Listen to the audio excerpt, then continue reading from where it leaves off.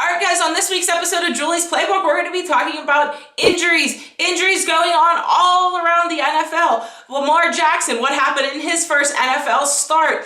And what did Ben Roethlisberger Jr. say he wanted for Christmas? All that and more when Julie's Playbook starts now.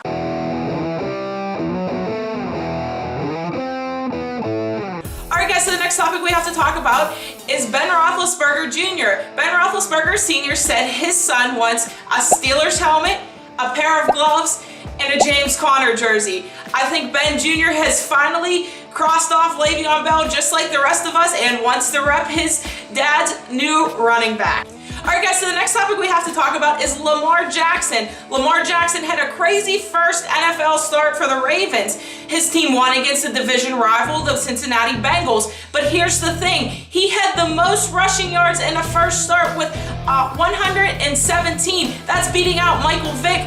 Will he be better than Michael Vick? Who knows, but he's on pace to be.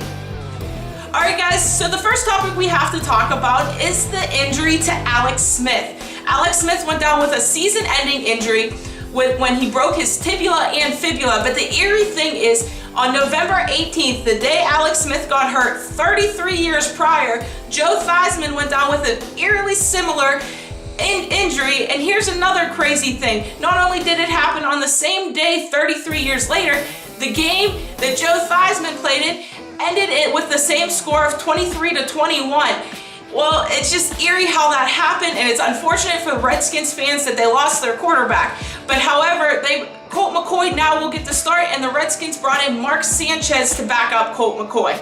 Alright guys, so the next topic we have to talk about is that Chiefs and Rams game. The score was 54-51, with the Rams barely coming out on top. That is the first game in NFL history that both teams scored more than 50 points. Not only that, there was 14 touchdowns scored in that game. The Buffalo Bills have only scored 13 all season. And on top of that, there was 978 passing yards. That's a crazy amount of passing yards. 413 of them coming from Jared Goff, who threw 4 touchdowns, and 478 of them coming from Pat Mahomes, who threw 6 touchdowns. But here's the big question. Did the MVP race become more of a race? Because while Pat Mahomes on the biggest stage had a couple turnovers where Jared Goff performed to the best of his ability. So is Jared Goff now in the running for MVP? I kind of want to change my vote and maybe give Jared Goff the MVP. Alright guys, so one of the Steelers' biggest rivals, Adam "Pac-Man" Jones, who is now 35 years old and played for the Denver Broncos, is now out of a job. Being that he is 35 years old and had so many off-the-field issues, I think Pac-Man might have just played his last down in the NFL. Alright guys, so the next topic we have to talk about is the injuries affecting the Steelers' offensive line. Of course, we know Marcus Gilbert still hasn't practiced. Matt Feiler is his replacement, but he suffered a pec injury in the game versus the Jaguars. It didn't seem to affect his play too much. However, he was held limited in this week's practice. That means if he isn't ready to go, Chuks Okafor will get the start. However, Mike Tomlin said he wants to double team Von Miller because he is such an explosive linebacker. So that means if Matt Feiler doesn't get the start, Chuks Okafor has a lot on his plate. But I've seen him practice at training camp. I think he's ready and he would get the job done. However, if he doesn't get the start, Matt Feiler is great. He's going to get the job done. Either way, the Steelers' offensive line will be okay.